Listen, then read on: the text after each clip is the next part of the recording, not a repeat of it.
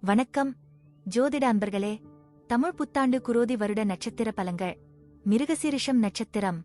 இந்த ஆண்டு நன்மையும் தீமையும் கலந்தவாறு நடக்கவே வாய்ப்புண்டு. குறிப்பாக நன்மைகளில் திடீர் பொருள் வரவுக்கு இடமுண்டு, தீமைகளில் நண்பர் ஒருவர் விரோதி ஆகலாம். பொதுவாக சுபிட்சம் உண்டு, தொழில் சிறப்படையும், நிலபுலங்கள் விஷயத்தில் ஆதாயம் காணலாம். தெய்வ பலம் நல்லவிதமாக அமைந்துள்ள இந்த நேரத்தில் தெய்வப்பணி, தருமப்பணி போன்ற சத்காரியங்களில் ஈடுபட்டு மனம் மகிழ வாய்ப்புண்டு. குடும்பத்தில் சந்தோஷமான சூழல் இருக்கும், உறவினர்கள் வருகையும் இருக்கும், சுப காரியங்கள் நன்றாக நடக்க வாய்ப்புகள் அதிகம் உண்டு. பிள்ளைகள் உங்கள் சொல்படி நடந்து கொள்வார்கள். இந்த ஆண்டு கலைத்துறை சம்பந்தப்பட்ட பணிகளில் அவ்வப்போது சிறு சிறு தடங்கல்கள் ஏற்பட்டு பிறகு சீரடைய வாய்ப்புண்டு. பொருளாதார சங்கடம் இருக்காது. இயந்திர பணிபுரியும் தொழிலாளர்களுக்கு ஏற்றம் ஏற்படும். காவல் இராணுவத்தினருக்கு ஆதாயம் உண்டு. நண்பர்கள் நல்லவர்களை இனங்கண்டு பழகினால் தொல்லை இராது. விவசாயிகளுக்கு மகிழ்ச்சியான சூழ்நிலை அமையும். கலைத்துறையில் கலகலப்பான சூழ்நிலை உருவாகுமானாலும் சங்கடங்களும் இருந்து வரும்.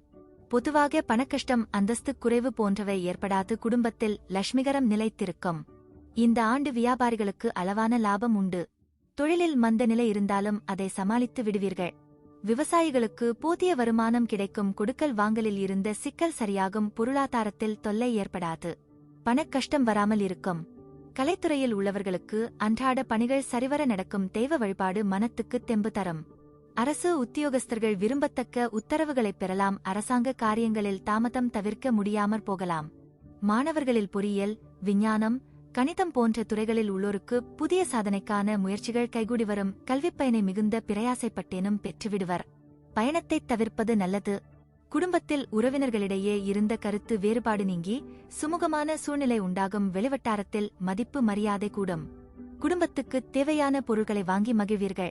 நன்றி, வணக்கம், வாழ்க வளமுடன்.